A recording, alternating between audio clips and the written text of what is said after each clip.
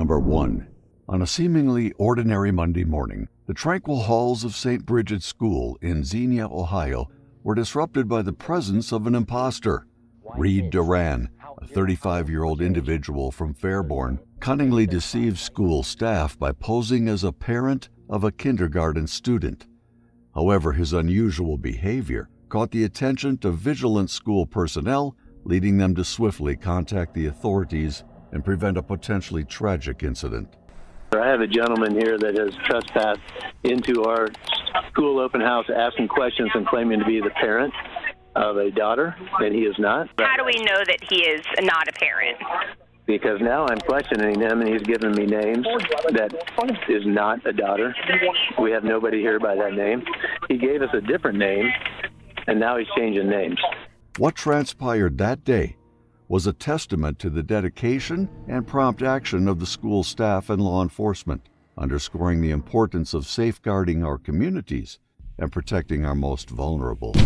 Said he was the father of a daughter, so he was, as it turns out, it was his daughter. It's not his daughter. He has no relation here. He was fishing for information,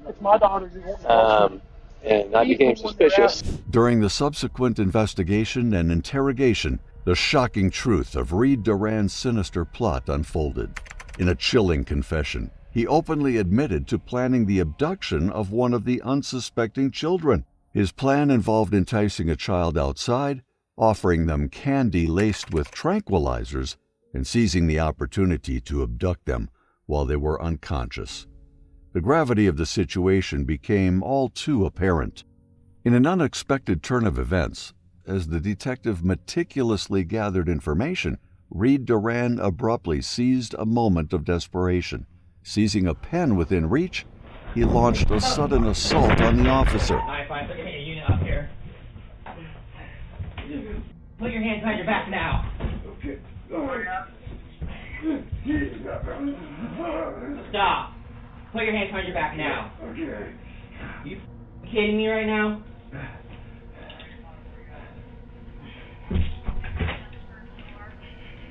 Put your hands behind your back now. Try to stab me, really? What are you trying to stab you with? What? You kidding me? I hit him with him.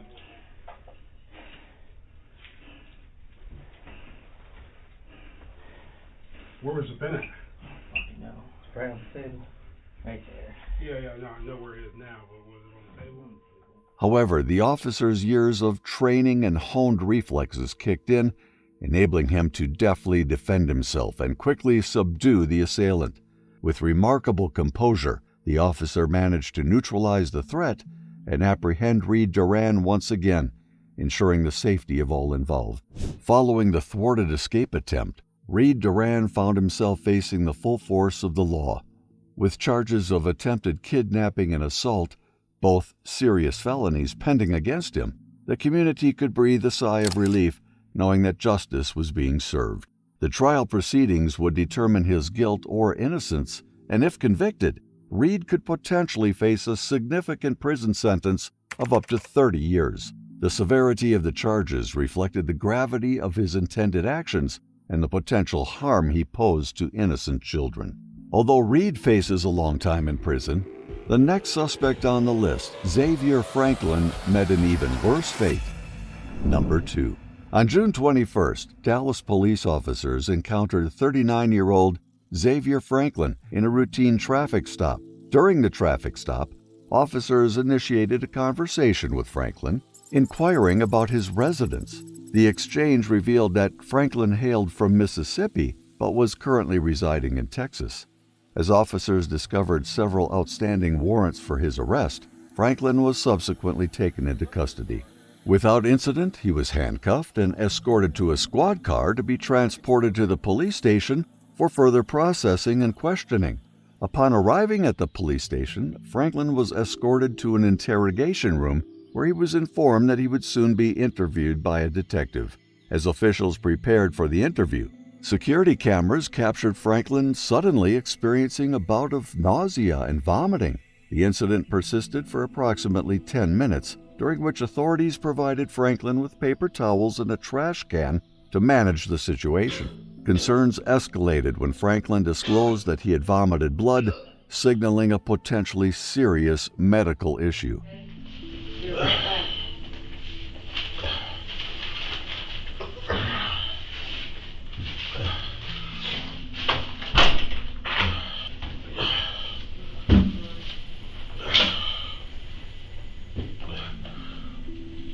Hey, let me know if you need more tissue, but they are on their way, okay? Everything okay? I'm gonna take your hat real quick, okay? You okay? No, What's wrong? I just thought of blood. From what? Huh? From what? I just had a withdrawal. I'm a recovered alcoholic. Okay. Yeah. Alright, I think they got an ambulance coming, okay? Hang in there. What's going on with you, man? I thought of blood. Want to check you out here, nephew? What you want to do? Huh? So want to check you out?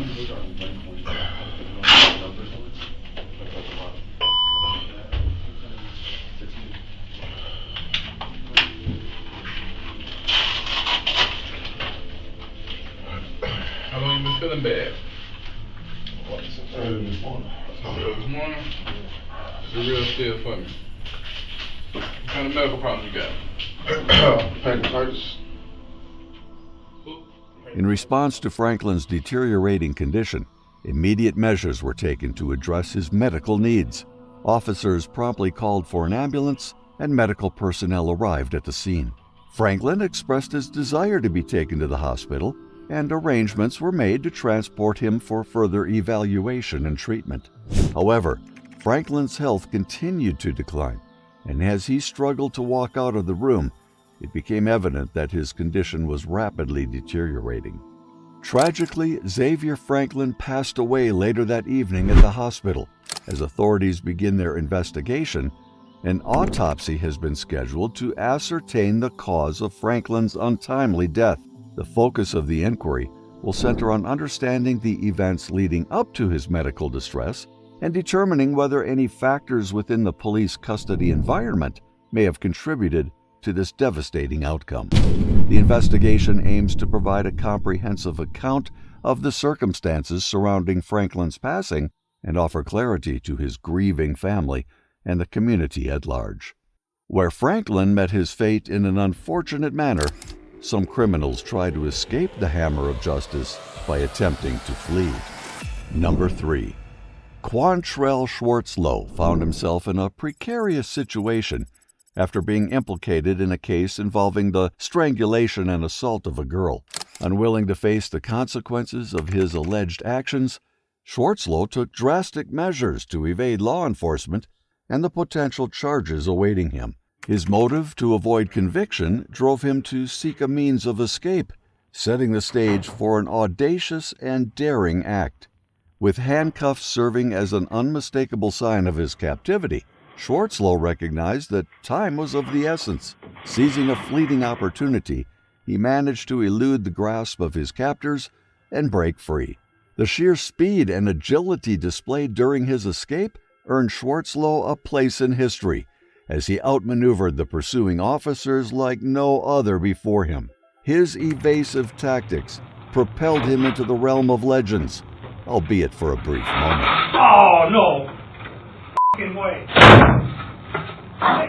Unfortunately for Schwartzlow, his triumph over the initial pursuit was short-lived. Despite his swift maneuvering, law enforcement officials eventually apprehended him approximately 4 hours after his daring escape. The circumstances surrounding his recapture and subsequent legal proceedings remain shrouded in mystery, leaving the final chapter of Schwartzlow's story uncertain and open to speculation. While Schwartzlow's plan included jumping out the window to escape the interrogation, our next suspect, Ricky's plan, was the exact opposite. Number 4. The scene that greeted law enforcement painted a harrowing picture. Ricky Hawthorne was discovered drenched in blood, a stark contrast to the lifeless body of Lara Kuchar and Tommy Steems, who were his victims.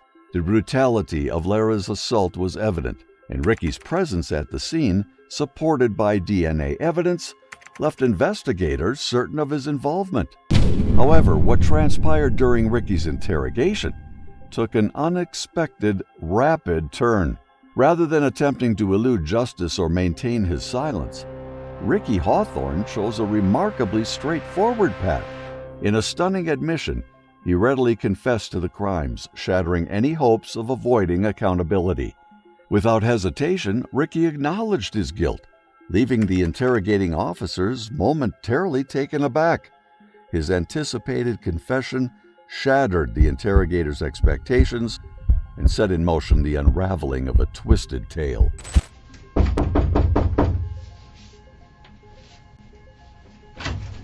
Hey, Hey, come on in. hey, yes, sir. Yeah, I did it. Post it. I did it. You know what? Let's do this. I did it, but I think somebody came behind me and finished it. Okay. Yeah, I did it. Despite his willingness to admit his involvement, Ricky Hawthorne presented an intriguing twist to the investigation. He alleged that while he had assaulted Lara, he was not the one who ultimately took the lives of the couple.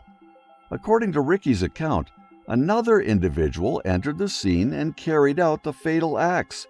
Despite the weight of evidence against him, Ricky attempted to shift responsibility for the murders to an unknown assailant. However, the investigation continued to unveil startling revelations. Trying to fucking run me nuts. Yeah, I did it, but there's 3 more people. I don't know. And you know what? They was living when I left, but I think somebody came in behind me and finished them off. I did beat the shit out of them, but it was somebody else. I left.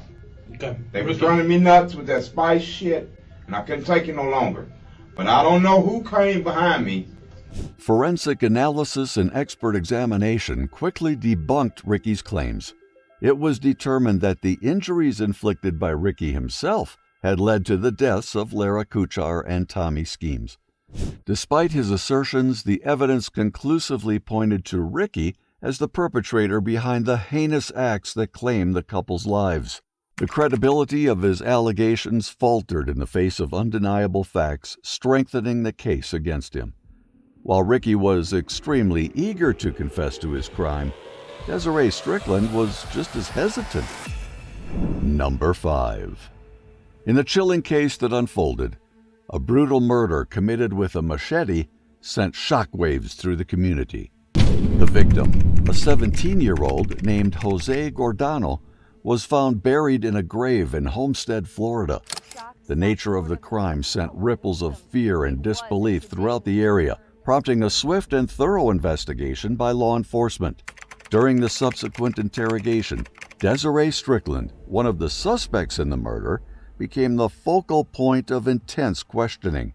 Strickland vehemently denied any involvement in the heinous act, crying out repeatedly and expressing her frustrations with the police. I'm gonna go to your right. If you're really telling your side of the story, I'll listen to it. You want to talk to me or no? Yes, but I didn't do that. Put me in a hospital, so I died. You're not gonna die. I have asthma. You're not gonna die. Okay? And you don't behave in here in the air-conditioned room. Okay? As the detectives pressed for answers, they attempted to reason with Strickland, seeking to understand her perspective and uncover any crucial information about the events leading up to the murder. However, her highly charged emotional state made it difficult to establish clear lines of communication. Strickland's outbursts and defiance created an atmosphere of tension and unease in the interrogation room, highlighting the gravity of the situation. As the interrogation unfolded, Strickland's emotional state intensified, leading to acts of desperation. She attempted to free herself from her handcuffs, demonstrating her determination to escape the confines of the interrogation room. Scratching a plea for help onto a table further illustrated her distress and her belief that she needed assistance. Throughout the investigation, the police uncovered additional evidence, including holes in the walls of the victim's room, further reinforcing the cold and calculated nature of the crime. The prosecution contended that the murder was premeditated and carried out with a high level of brutality. Strickland's 3 co-defendants had reportedly confessed to their roles in the murder, adding weight to the prosecution's case against her. All right. Now listen. you were involved in. Didn't do anything. Listen, you need to calm down. If you agree to speak to me after I read your rights, I will listen to your side of the story. Despite Strickland's adamant claims of innocence, the evidence presented by the prosecution painted a different picture. It was alleged that Strickland, along with 3 other young men, conspired to commit the murder. The police identified Strickland's boyfriend as the suspected ringleader and a known drug dealer. Their investigation indicated that the argument leading to the murder was sparked by a disagreement over what to watch on TV. If you want to watch more of these shocking interrogations, please subscribe to the channel.